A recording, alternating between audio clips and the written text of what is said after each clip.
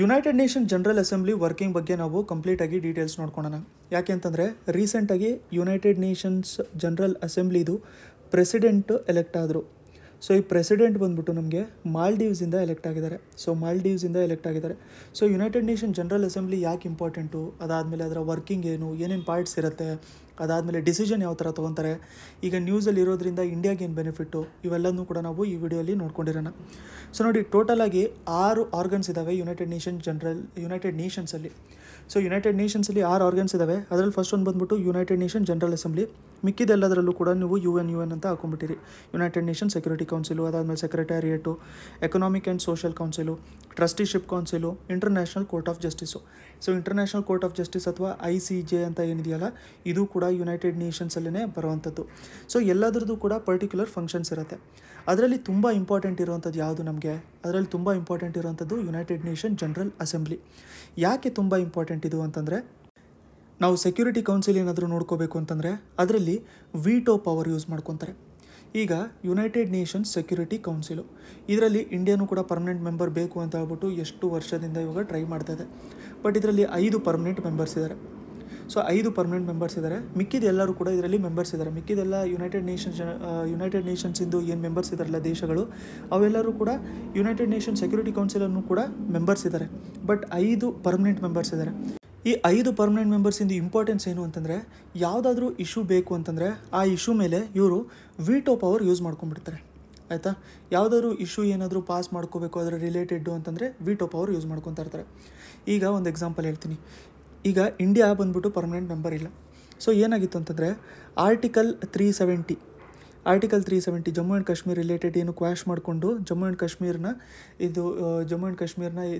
Kashmir union territory ಮತ್ತು ಲದಾಖ್ ಅಂತ union territory ಮಾಡ್ಕೊಂಡಿದ್ರಲ್ಲ, ಆ ಟೈಮಲ್ಲಿ ಅದು ಇಂಡಿಯಾದು ಇಂಟರ್ನಲ್ ಮ್ಯಾಟರ್ ಆಗಿದ್ರೂ ಕೂಡ ಯುನೈಟೆಡ್ ನೇಷನ್ಸಲ್ಲಿ ಅದನ್ನು ಕ್ವೆಶನ್ ಮಾಡ್ಕೊಂಡಿದ್ರು. ಆ ಟೈಮಲ್ಲಿ ಯಾರೂ ಕೂಡ ಇವರು ವೀಟೋ ಪವರೆಲ್ಲ ಯೂಸ್ ಮಾಡ್ಕೊಂಡಿರಲಿಲ್ಲ. ಅದ್ರ ಮೇಲೆ ಹಿಯರಿಂಗು ಕೂಡ ಆಗ್ತಾಯಿತ್ತು.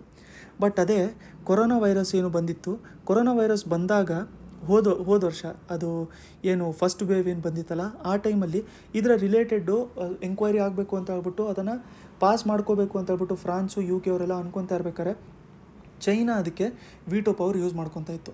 ಅಂತಂದರೆ ಚೈನಾ ಅಕಸ್ಮಾತ್ ಅದರಿಂದ ಏನು ಒರಿಜಿನ್ ಆಗಿಲ್ಲ ಅಂತಂದರೆ ಈ ವೀಟೋ ಪವರೆಲ್ಲ ಯೂಸ್ ಮಾಡ್ಕೊಳ್ಳೋದು ಯಾಕೆ, ಆ ಥರದ್ದೆಲ್ಲ ಕ್ವೆಶನ್ಸ್ ಬರುತ್ತೆ. ಸೊ ಹೇಳೋ ಮೀನಿಂಗ್ ಏನು ಅಂತಂದರೆ, ಎಲ್ಲ 6 ಆರ್ಗನ್ಸ್ಗಳಲ್ಲೂ ಕೂಡ ತುಂಬ ಇಂಪಾರ್ಟೆಂಟ್ ಇರುವಂಥದ್ದು ನಮಗೆ ಯುನೈಟೆಡ್ ನೇಷನ್ ಜನರಲ್ ಅಸೆಂಬ್ಲಿ. ಯಾಕೆ ಅಂತಂದರೆ ಇದರಲ್ಲಿ ವೀಟೋ ಪವರ್ ಯೂಸ್ ಮಾಡ್ಕೊಳ್ಳೋಗಿಲ್ಲ, ಎಲ್ಲರಿಗೂ ಕೂಡ ಈಕ್ವಲ್ ರೆಪ್ರೆಸೆಂಟೇಷನ್ ಇರುತ್ತೆ. ಟೋಟಲಾಗಿ ಏನು 193 ಮೆಂಬರ್ಸ್ ಇದ್ದಾರೆ ಯುನೈಟೆಡ್ ನೇಷನ್ಸಲ್ಲಿ, ಅವರು ಎಲ್ಲರನ್ನೂ ಕೂಡ ರೆಪ್ರೆಸೆಂಟ್ ಮಾಡಿದ್ದಾರೆ ಈ ಅಸೆಂಬ್ಲಿಯಲ್ಲಿ.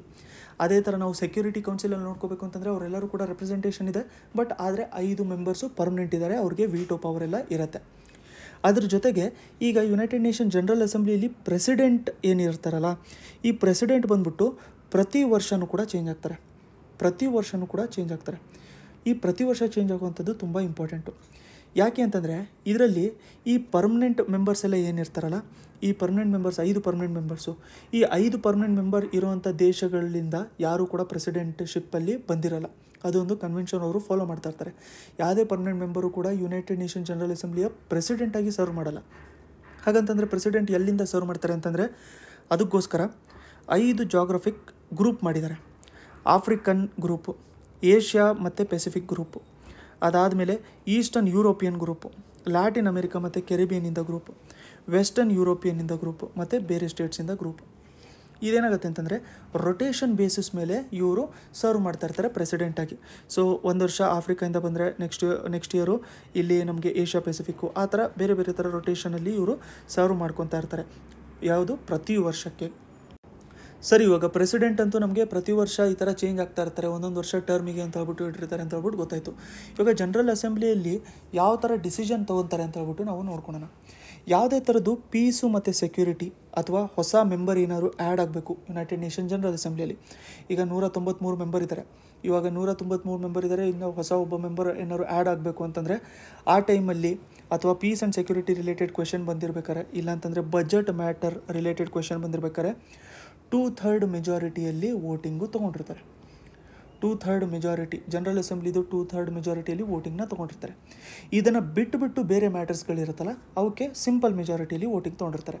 ಸೊ ಸಿಂಪಲ್ ಮೆಜಾರಿಟಿ ಅಂತಂದರೆ ನಮಗೆ ಅರ್ಧ ಆಗಿರುತ್ತೆ, 2/3 ಮೆಜಾರಿಟಿ ಅಂತಂದರೆ ನಮಗೆ ಮುಕ್ಕಾಲು ಭಾಗವರೆಗೂ ಆಗಿರುತ್ತಲ್ಲ.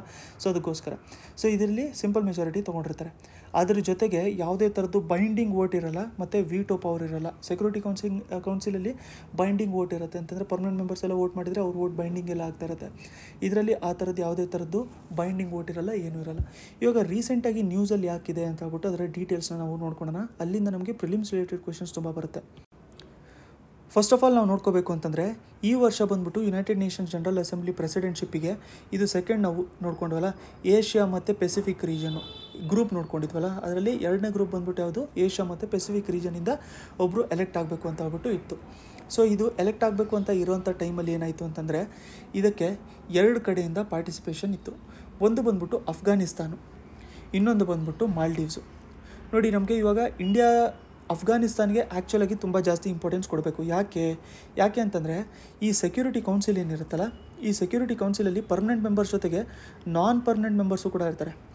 ಅಫ್ಘಾನಿಸ್ತಾನ್ ಏನು ಮಾಡಿತ್ತು ಅಂತಂದರೆ ತನ್ನ ನಾನ್ ಪರ್ಮನೆಂಟ್ ಮೆಂಬರ್ಶಿಪ್ಪನ್ನು ಬಿಟ್ಟುಬಿಟ್ಟು ಇಂಡಿಯಾ ಕೊಟ್ಟಿತ್ತು, ನಾನು ಬಿಡ್ತೀನಿ ನಾನ್ ಪರ್ಮನೆಂಟ್ ಮೆಂಬರ್ಶಿಪ್ಪು, ನೀವು ನನ್ನ ಬದಲು ನಾನ್ ಪರ್ಮನೆಂಟ್ ಮೆಂಬರ್ ಆಗಿ ಅಂತ ಹೇಳ್ಬಿಟ್ಟು. ಅಂತಂದರೆ ಅಫ್ಘಾನಿಸ್ತಾನ ಇಂಡಿಯಾಗೆ ಅಷ್ಟು ಇಂಪಾರ್ಟೆನ್ಸ್ ಕೊಟ್ಟಿತ್ತು ಅಂತ. ಸೊ ಇವಾಗ ಕನ್ಫ್ಯೂಷನ್ ಆಗುತ್ತೆ ನೋಡಿ, ಯಾಕಂತಂದರೆ ನಮ್ಮ ರಿಲೇಷನ್ನು ಅಫ್ಘಾನಿಸ್ತಾನ ಜೊತೆನೂ ಕೂಡ ತುಂಬ ಚೆನ್ನಾಗಿದೆ, ಮಾಲ್ಡೀವ್ಸ್ ಜೊತೆನೂ ಕೂಡ ತುಂಬ ಚೆನ್ನಾಗಿದೆ. ಬಟ್ ಇದರಲ್ಲಿ ಒಂದು ಬೆನಿಫಿಟ್ ಆಯಿತು ಇಂಡಿಯಾಗೆ. ಏನಾಯಿತು ಅಂತಂದರೆ ಅಫ್ಘಾನಿಸ್ತಾನ್ ಕಡೆಯಿಂದ ಪಾರ್ಟಿಸಿಪೆಂಟು ಅಂತಂದರೆ ಅಲ್ಲಿಂದ ಯಾರು ಮೆಂಬರ್ ಆಗ್ತಾರೆ ಅಂತ ಹೇಳ್ಬಿಟ್ಟು ಆ ಪಾರ್ಟಿಸಿಪೆಂಟು ಅವರು ಫೀಲ್ಡ್ ಮಾಡೋವಂಥದ್ದು ಸ್ವಲ್ಪ ಲೇಟ್ ಆಯಿತು. ಅವ್ರ ಕಡೆಯಿಂದ ಯಾರು ಇರ್ತಾರೆ ಅನ್ನೋದು ಲೇಟ್ ಆಯಿತು. ಮಾಲ್ಡೀವ್ಸು ಫಸ್ಟೇ ಹೇಳಿತ್ತು ನಮ್ಮ ಕಡೆಯಿಂದ ನಮ್ಮ ಫೈನಾನ್ಸ್ ಮಿನಿಸ್ಟರ್ ಅವರು ಇರ್ತಾರೆ ಅಂತ ಹೇಳ್ಬಿಟ್ಟು. ಸೊ ಅದಕ್ಕೆ ಇಂಡಿಯಾ ಏನು ಮಾಡಿತ್ತು ಅಂತಂದರೆ ಲಾಸ್ಟ್ ನವಂಬರಲ್ಲೇ ಮಾಲ್ಡೀವ್ಸ್ಗೆ ವೋಟ್ ಮಾಡಿಬಿಟ್ಟಿತ್ತು. ಅದಾದಮೇಲೆ ಅಫ್ಘಾನಿಸ್ತಾನ್ ಬಂದಿರುವಂಥದ್ದು. ಆದರೆ ಅಫ್ಘಾನಿಸ್ತಾನ್ಗಂತೂ ಬೇಜಾರಾಗಿರುತ್ತೆ, ಯಾಕಂತಂದರೆ ಅವರು ತಮ್ಮ ನಾನ್ ಪರ್ಮನೆಂಟ್ ಮೆಂಬರ್ ಸೀಟ್ನೇ ಇಂಡಿಯಾಗೋಸ್ಕರ ಬಿಟ್ಕೊಟ್ಟಿದ್ದಾರೆ. ಹಾಗಂತ ಹೇಳ್ಬಿಟ್ಟು ಇಂಡಿಯಾಗೆ ಒಂದು ಚಾನ್ಸ್ ಏನು ಸಿಕ್ಕಿತ್ತು ಅಂತಂದರೆ ನೀವು ಸ್ವಲ್ಪ ಕಳಿಸೋದ್ರಲ್ಲಿ ಲೇಟ್ ಮಾಡ್ಕೊಂಡ್ಬಿಟ್ಟಿದ್ರಿ, ಅದಕ್ಕೋಸ್ಕರ ನಾವು ಮಾಲ್ಡೀವ್ಸಿಗೆ ಸಪೋರ್ಟ್ ಮಾಡಿದ್ವಿ ಅಂತ ಹೇಳ್ಬಿಟ್ಟು ಹೇಳಿರುವಂಥದ್ದು. ನೋಡಿ, ಮಾಲ್ಡೀವ್ಸ್ಗೆ ಸಪೋರ್ಟ್ ಮಾಡಿರೋವಂಥದ್ರಿಂದ ಯಾಕೆ ಇಂಪಾರ್ಟೆಂಟ್ ಆಗುತ್ತೆ ಅಂತಂದರೆ ಈ ಮಾಲ್ಡೀವ್ಸಿಂದು ಎಲೆಕ್ಷನ್ ರಿಲೇಟೆಡೆಲ್ಲ ಏನೇನಿತ್ತಲ್ಲ ಅಂತಂದರೆ ಈ ಜನರಲ್ ಅಸೆಂಬ್ಲಿಯಲ್ಲಿ ಪ್ರೆಸಿಡೆಂಟ್ ಆಗಬೇಕು ಅಂತ ಹೇಳ್ಬಿಟ್ಟು ಇವೆಲ್ಲದು ಕ್ಯಾಂಪೇನ್ ಎಲ್ಲದೂ ಕೂಡ ಮಾಡ್ಕೊಂಡಿದ್ದು ಯಾವುದು ಅಂತಂದರೆ ಇಂಡಿಯಾನೇ ಮಾಡ್ಕೊಂಡಿದ್ದು. ಯಾರು ಆಗಬೇಕು, ಅದಾದಮೇಲೆ ಯಾವ್ದು ರಿಲೇಟೆಡು ಇವ್ರಿಗೆ ವೋಟ್ ಮಾಡಿ ಅಂತ ಹೇಳ್ಬಿಟ್ಟು ಬೇರೆ ಮೆಂಬರ್ಸ್ಗೂ ಕೂಡ ಒಪ್ಸೋವಂಥದ್ದು ಅವೆಲ್ಲದೂ ಕೂಡ ಇಂಡಿಯಾನೇ ಮಾಡ್ಕೊಂಡಿದ್ದು. ಹಾಗಾಗಿ ಮಾಲ್ಡೀವ್ಸ್ ಫಾರಿನ್ ಮಿನಿಸ್ಟರ್ ಅಬ್ದುಲ್ಲಾ ಶಾಹೀದ್ ಅವರು ಏನಿದಾರಲ್ಲ ಅವರು ಪ್ರೆಸಿಡೆಂಟಾಗಿ ಎಲೆಕ್ಟ್ ಆಗಿದ್ದಾರೆ 2021-2022 ಟರ್ಮಿಗೆ. ಇದು ಫಸ್ಟ್ ಟೈಮ್ ಮಾಲ್ಡೀವ್ಸಿಂದ ಯಾರಾದರೂ ಈ ಥರ ಪ್ರೆಸಿಡೆಂಟಾಗಿ ಎಲೆಕ್ಟ್ ಆಗಿರೋವಂಥದ್ದು. ಸೊ ತುಂಬ ಫಸ್ಟ್ ಟೈಮ್ ಆಗಿರೋದ್ರಿಂದ ಇಂಪಾರ್ಟೆಂಟ್ ಆಗಿರುತ್ತೆ. ಇದರಿಂದ ಇಂಡಿಯಾಗೆ ಬೆನಿಫಿಟ್ ಏನು? ಅಂತಂದರೆ ಲಾಸ್ಟು ಪ್ರೆಸಿಡೆಂಟ್ ಇದ್ದಿದ್ದು ಟರ್ಕಿ ಕಡೆಯಿಂದ ಪ್ರೆಸಿಡೆಂಟ್ ಇದ್ದರು. ಸೊ ಟರ್ಕಿ ಅವ್ರ ಪ್ರೆಸಿಡೆಂಟ್ ಇರೋದ್ರಿಂದ ಅವ್ರೇನಾಗಿದ್ರು ಅಂತಂದರೆ ಅವರು ಪಾಕಿಸ್ತಾನ್ಗೆ ತುಂಬ ಕ್ಲೋಸ್ ಆಗಿದ್ದರು.